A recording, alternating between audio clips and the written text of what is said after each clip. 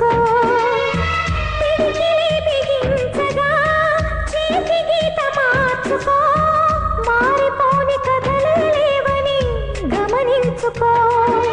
తోచినట్టుగా అందరి రాతను బ్రహ్మే రాస్తాడు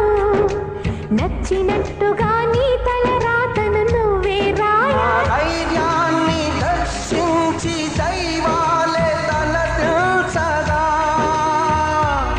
మా ధైర్యాన్ని దర్శించి దైవాలే తలదించగా